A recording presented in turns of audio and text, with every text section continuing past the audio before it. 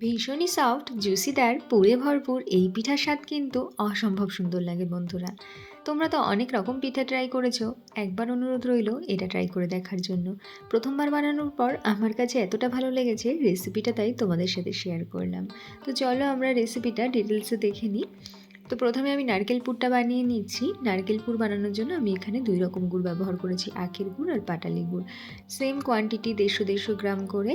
তো গুড়টাকে জ্বালিয়ে নেব, সাথে দিয়ে দিয়েছি 1 চামচ এলাচ। গুড়টাকে পাক দিয়ে নেওয়ার পর নারকেলটাকে অ্যাড করে দিচ্ছি। চাইলে তোমরা গুড়ের সাথে নারকেলটা মিক্সড করেও কিন্তু বানাতে পারো। এখন মিডিয়াম ফ্লেমে পুরটাকে রেডি করে নেব। পুরটা রেডি হয়ে গেছে, এখন চলে যাচ্ছি ডো বানানোয়। ডো বানানোর জন্য এখানে আমার লাগছে 2 কাপ জল, সামান্য একটু লবণ দিয়েছি। 2 কাপ জলের জন্য কিন্তু চালের গুঁড়ো দিচ্ছি 1 কাপ। এটা শুকনো চালের গুঁড়ো, মার্কেট থেকে কিনে আনা যে শুকনো চালের গুঁড়ো পাওয়া যায় সেটা দিয়েই আমি পিঠাটা বানাবো। তো ভালো করে মিক্সড করে নেওয়ার পর গ্যাসের ফ্লেমটা অফ করে দিয়ে জাস্ট 2 থেকে 3 মিনিট ঢেকে রেখেছিলাম। এখন নামিয়ে হালকা উষ্ণ গরম থাকা অবস্থায় এটাকে কিন্তু খুব সুন্দর করে মেখে একটা সফট ডো তৈরি করে নেব। ডো থেকে এরকম ছোট ছোট করে লেচি কেটে নিয়েছি। বুড়ো আঙুল দিয়ে প্রেস করে করে একটা বাটি শেপ তৈরি করে নিচ্ছি।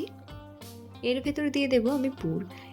এই পিঠেটার ভেতরে পুরের পরিমাণ যতটা থাকবে কিন্তু খেতে বেশ ভালো লাগে, তাই পুরটাকে আমি ভেতরে প্রেস করে করে একটু বেশি পরিমাণেরই পুর অ্যাড করছি।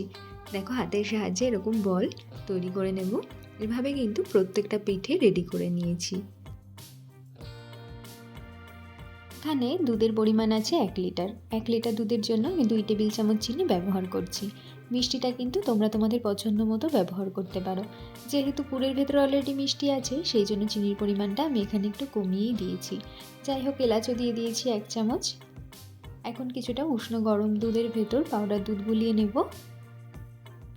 এটাকে অ্যাড করে দিচ্ছি, এতে করে কিন্তু দুধটা ঘন হয়ে আসবে, পিঠেগুলো খেতে বেশ স্বাদ লাগবে। কালারের জন্য কিছুটা কেশর অ্যাড করে দেবো, এটা কিন্তু সম্পূর্ণ অপশনাল। এখন পিঠেগুলোকে দিয়ে ঢাকনা দিয়ে ঢেকে 5 মিনিট ধরে রান্না করে নিয়েছি। 5 মিনিট পর আমাদের সেরা স্বাদের রসগোল্লা পিঠে কিন্তু একদম তৈরি। আজকে রেসিপিটা তোমাদের কেমন লাগলো অবশ্যই কমেন্টে জানিও। আর কারা কারা রেসিপিটা ট্রাই করছো সেটাও জানাতে কিন্তু ভুলো না। রেসিপিটা যদি ভালো লাগে প্লিজ লাইক শেয়ার করে দিও। আরও নতুন নতুন রেসিপির জন্য নবমিতা কিচেন সাবস্ক্রাইব করতে ভুলে যেও না কিন্তু। আবার দেখা হবে অন্য কোনো রেসিপির সাথে।